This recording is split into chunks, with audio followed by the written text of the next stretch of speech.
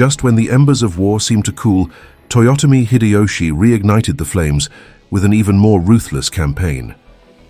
The failed peace talks had left Japan unsatisfied, and in 1597, Hideyoshi ordered a second invasion of Korea, one bloodier and more unrelenting than before.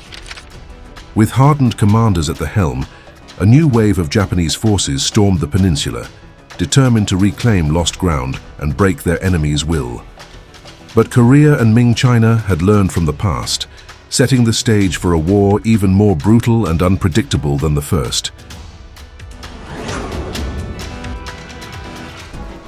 As Hideyoshi's patience wore thin, his demands for submission grew more erratic.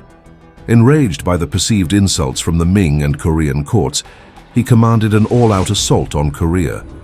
This time, the invasion force was not only larger, but more ruthless, consisting of approximately 140,000 soldiers. Leading this new offensive were battle-hardened veterans like Kato Kiyomasa, Konishi Yukinaga, who had no choice but to fight despite favoring diplomacy, and the fierce Shimazu Yoshihiro. Their objective was clear: devastate Korea, neutralize its defenders, and force a decisive confrontation with the Ming. Korea, still reeling from the devastation of the first invasion, faced a daunting challenge. Its cities were weakened, its people weary, and its leaders uncertain of what lay ahead. Yet, unlike before, the nation was prepared to fight with renewed determination.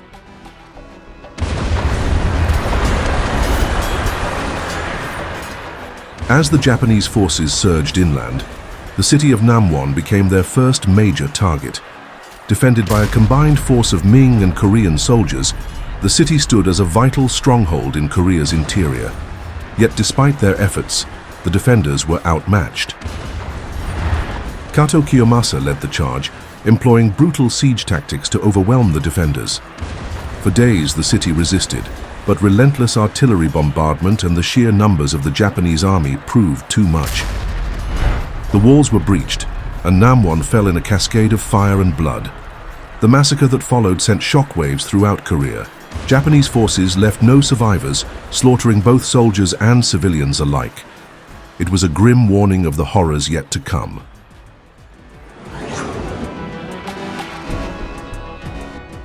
As the land campaign turned in Japan's favor, the seas became the next battlefield. But one crucial difference marked this invasion: Admiral Yi Sun-sin was absent. Political intrigue and false accusations had led to his imprisonment before the war resumed. In his place, the untested Won-gyun commanded the Korean Navy, a decision that would prove disastrous. Under Won-gyun's leadership, the Korean fleet suffered a catastrophic defeat at the Battle of Chilchonryang, where nearly the entire navy was destroyed. The seas, once Korea's stronghold, now belonged to the Japanese. Desperate for salvation, the Korean court restored Yi Sun-sin to command. Despite having only a handful of ships left, Yi was determined to turn the tide once more. His return would mark a crucial turning point in the war, but for now, Korea's situation remained dire.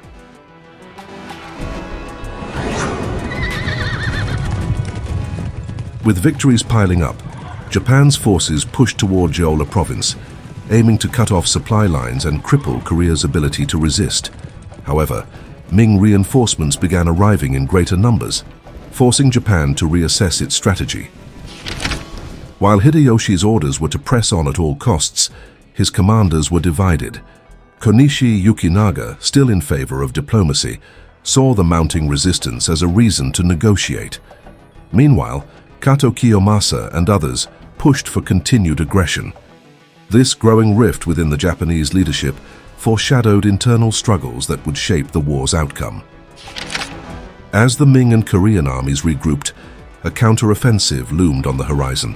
The war had entered a new, more complex phase, where battles would be won not only by brute force, but by strategy, resilience, and the will to survive.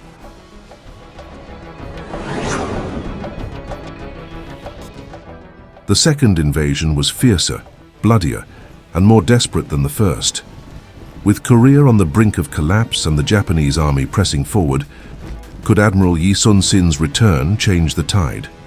Would Ming China's reinforcements be enough to stop Hideyoshi's wrath? And how would the fractures within Japan's own command shape the war's conclusion? Stay tuned as we dive deeper into the final, most decisive chapters of the Imjin War. Please subscribe to join the journey. Comment below to help in the algo, like, share, or don't. Thanks for watching.